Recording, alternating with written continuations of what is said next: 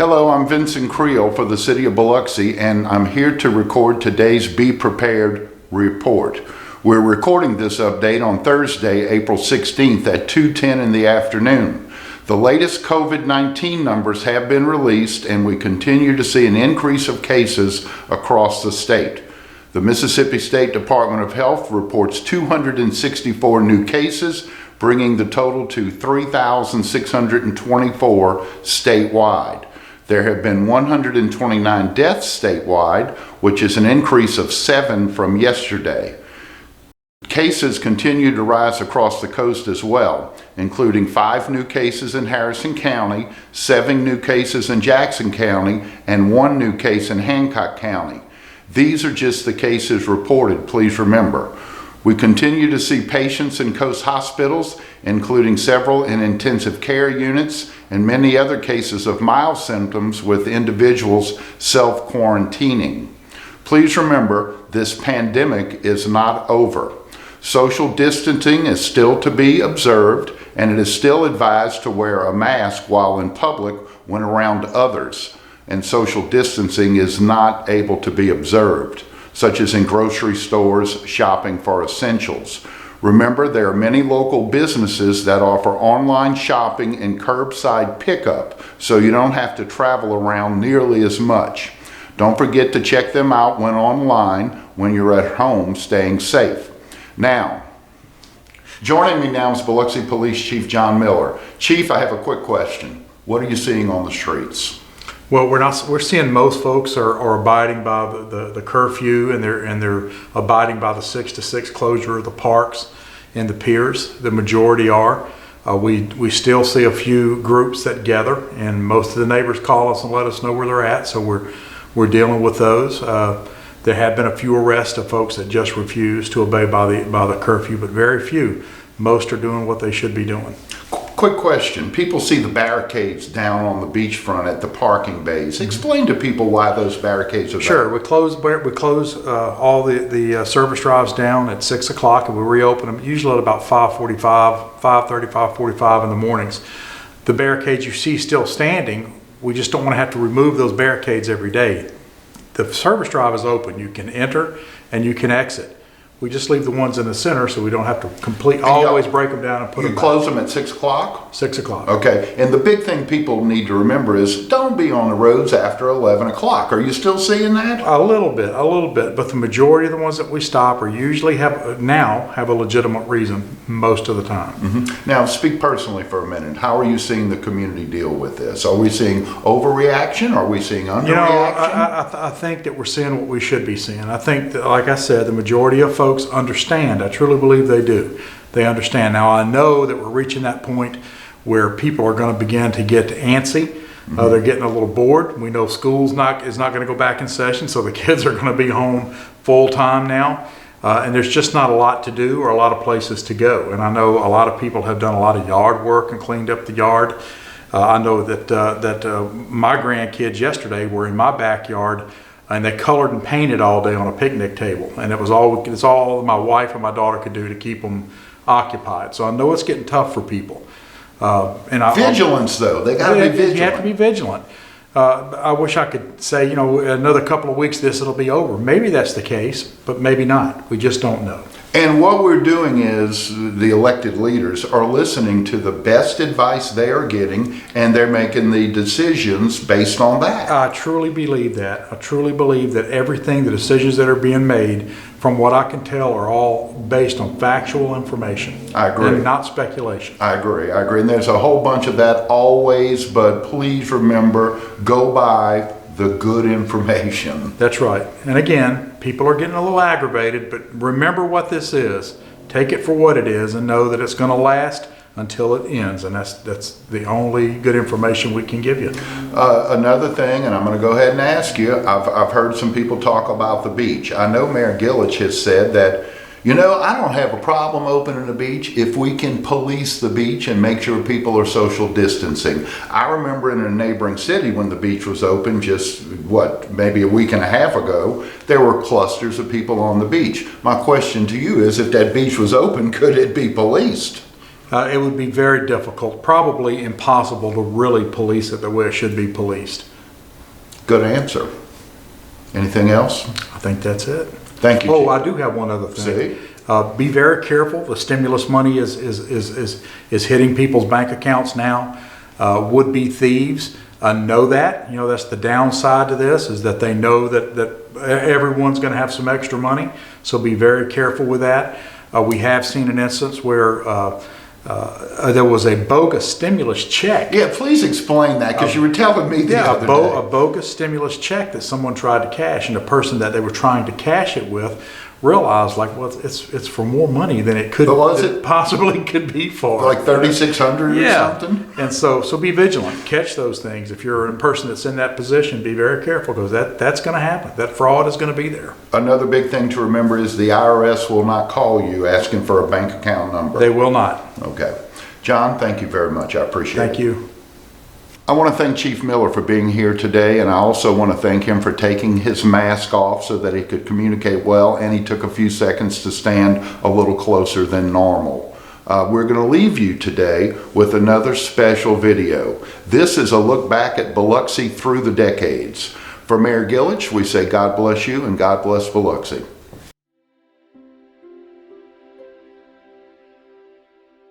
In 1810, Biloxi's population was counted at just 420. A year later, after a century of French, British, and Spanish rule, Mississippi became the 20th state in the Union, and Biloxi began to grow. As Biloxi became a popular summer resort, the Mississippi Gulf Coast became known as the American Riviera. By mid-century, Biloxi had become the most important of the Gulf Coast's resort towns. Then, in 1861, Mississippi seceded from the United States. The Civil War had begun. After the war, recovery along the Gulf Coast was slow, but picked up momentum with the arrival of the railroad in the 1870s. Tourists began to return, and distant markets were opened up for a burgeoning new industry, seafood.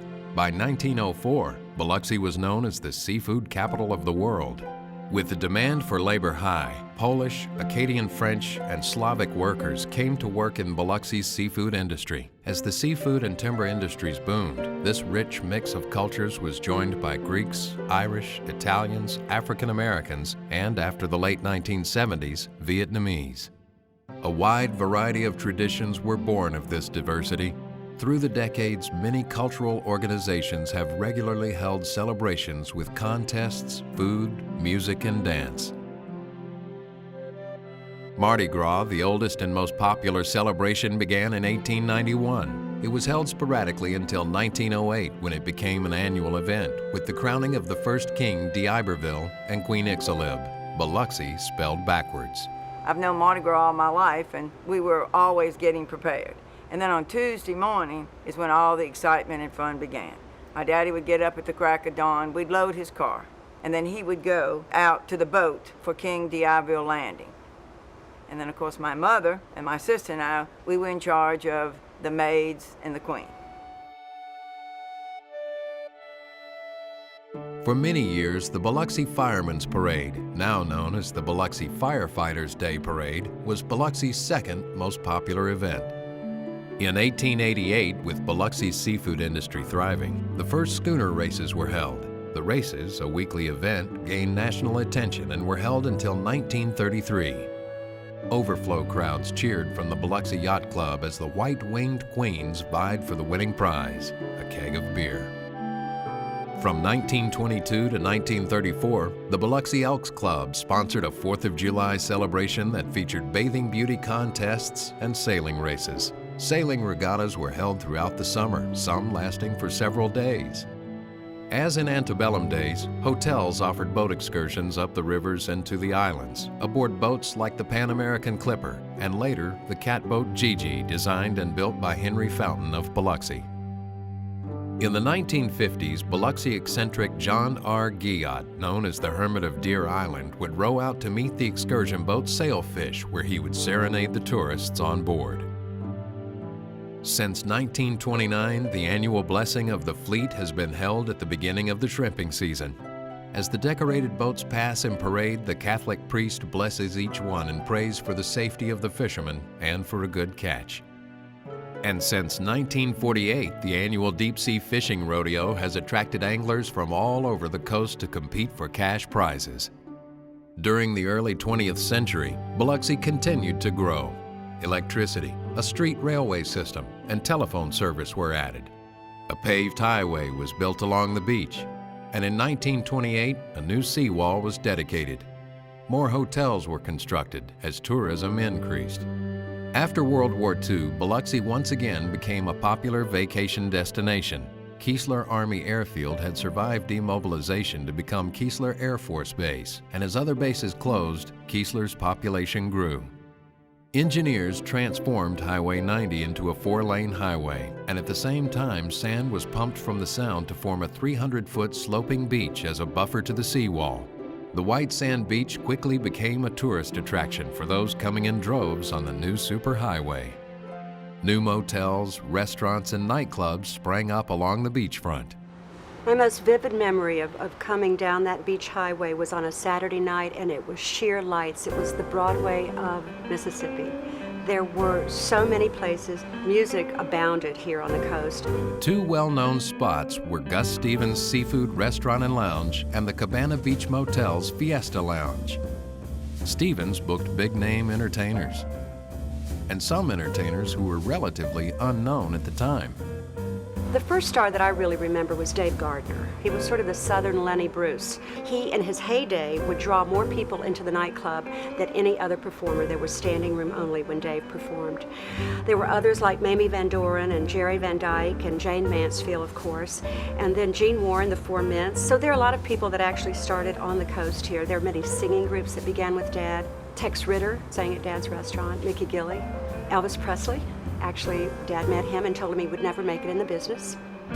Size Place, an inland nightclub popular with the locals, brought in Hank Williams Sr., the just-beginning Elvis Presley, and Jerry Lee Lewis, who, in keeping with his onstage style, practically tore up the piano.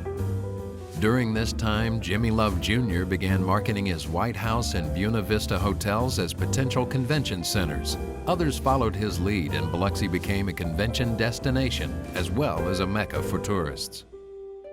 Then, in 1969, Hurricane Camille wrought destruction on the Mississippi Gulf Coast. In the wake of the storm, the people picked themselves up and began to rebuild.